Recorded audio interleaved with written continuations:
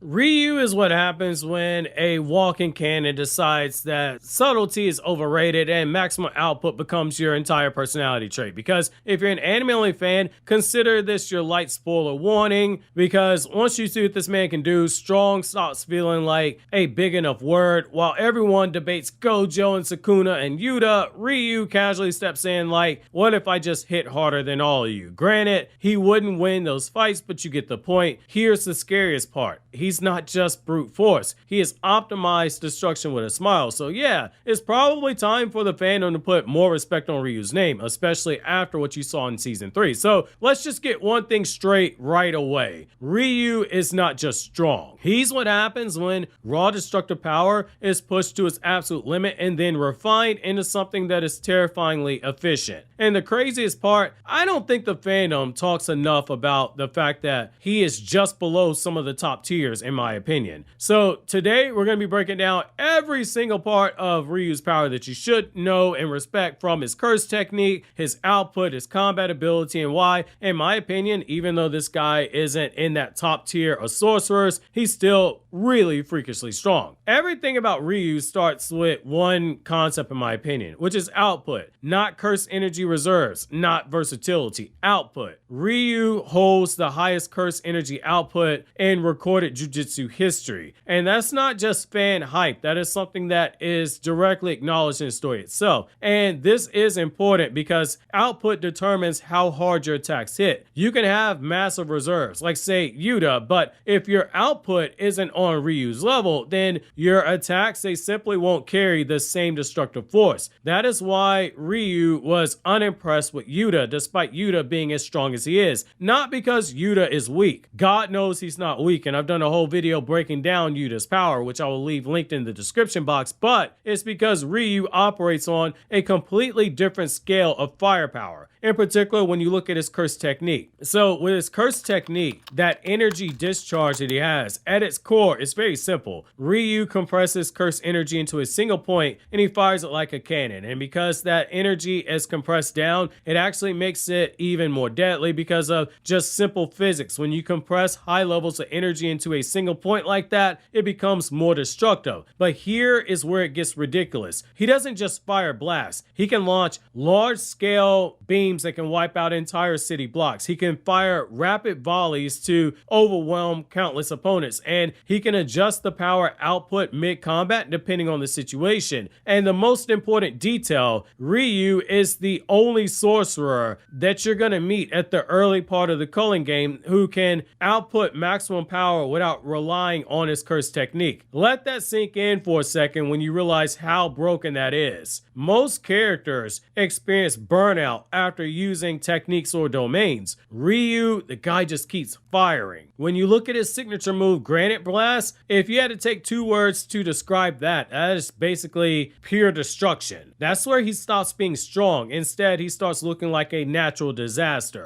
Granite Blast is a hyper-concentrated beam of curse energy capable of leveling entire sections of the city. And we see this. He casually interrupts a fight between top-tier fighters and nearly erases multiple city blocks in the process. That's not just a finishing move. That's low-key just the default setting for a character like this. And even crazier, in a direct beam clash with Yuta and a fully manifested Rika, two absurdly powerful entities, Ryu's blast overpowers theirs. That alone should have ended the debate about how strong this guy is, but I still see some people downplaying how powerful he is. Now, in close quarters combat, it should be worth noting the guy's pretty skilled as well. He's not just a long-range fighter, and that's why, again, I think there is some underestimating going on. People just look at Ryu, and I don't know if it's Eclipse, but people just assume that he's a long-range artillery unit. And that's absolutely wrong. Ryu is an elite hand-to-hand combatant who can go toe-to-toe with somebody like Yuta in close quarters combat. And not just survive, he actually overpowers him at points when you watch that. And as a Yuta fan, that absolutely hurts me to say. He uses bursts of curse energy during physical strikes, turning every single punch into basically an explosion. At one point, he literally slams into Yuta, fires curse energy on output, and sends him flying upon impact, and immediately follows up with another blast. That's not just raw raw strength. That's also high combat IQ mixed in with raw power. That's what makes him such a headache to deal with. You're not just fighting somebody that can specialize long range. He can get up close and personal with you, and even crazier, he's got endurance. Again, if I had to think of 2 words to describe this character, it would be built different. This man was able to tank hits from Rika. He was able to take multiple high-level attacks in the story, and he even gets to a point where he survives getting hit by his own Granite Blast, and the guy just keeps fighting. Think about how insane that is. His own attack is strong enough to destroy city blocks, and he absolutely survives it, like a mega Chad that he is. And on top of that, his reinforced body was enough to reduce damage from Sukuna's dismantle, an attack that was meant to slice him apart. That alone continues to place him in a different durability tier than most characters. This is a character where if he says, nah, I win, I would bet money depending on who the character is. Though if I lost half my money, well, I guess I'd wake up in the airport somewhere. If you get that joke, you get that joke. If not, wait for the anime to do it. So the battle IQ, that's another hidden weapon for this character. And that's where you got to put some more praise on him, because if you just boil him down to a hit harder character, that's absolutely downplaying him, because he's incredibly smart in battle. He observes his opponents before engaging. He identifies abilities mid-fight, and he adapts to strategies in real time. He even was able to figure out exactly how Yuta's copy ability worked during the fight. That's not something you do unless you have a deep understanding of jujutsu mechanics and you're just a highly observative person in general. And one of the most telling moments, Ryu refused to act in a deadlock situation until the right opening appeared. That is patience. That is awareness. That is a veteran fighter mentality. Now, this is also something we got to talk about here, domain expansion. Even though his domain isn't the main focus of his skill set, it still matters. Why? Because domain expansion normally comes with a huge, incredible drawback, which is technique burnout, but Ryu doesn't care. Even after expanding his domain, he can still fire off attacks at full power, which gave him a massive advantage over opponents like Uro. While they were still recovering, Ryu was still blasting. That is absolutely broken. Now, you might be saying, dude, this guy lost to Yuta, so why doesn't that hurt his scaling? Aren't you wanking this guy off a little bit? So let me address the elephant in the room. So if you're asking that question, why, if he's so strong, why did he lose? It's simple. He lost to his own power. Yuta didn't overpower him per se. Instead, he outplayed him. By copying Uro's technique, Yuta redirected Ryu's Granite Blast straight back at him, and it caught him off guard, and that's how he was able to end the fight to that degree. That's not a loss due to weakness. That is a loss due to circumstance and strategy. If anything, it proves how dangerous Ryu is, because the only way to beat him is to turn his own attack back at him. So, in conclusion, for why I personally feel like Ryu is a character that deserves more respect from the fandom, Ryu has the highest recorded output in Jujutsu Sorcerer history in terms of curse energy output. He's a walking long-range cannon. He is a close quarters combat powerhouse. He is durable enough to take absurd amounts of damage and smart enough to adapt mid-battle. And somehow, I kind of feel like he still gets overlooked. The reality is, Ryu isn't just strong. He's one of the most complete offensive fighters, in my opinion, in Jujutsu Kaisen. And if you're not ready to put respect on his name after this, I think you're underestimating one of the most dangerous sorcerers in the series, which if you want to learn more about Yuta Okotsu's techniques and just his overall power level, you really want to click here on the left to check out that video, or you can click here on the right to check out the video that I have going over every domain expansion in Jujutsu Kaisen.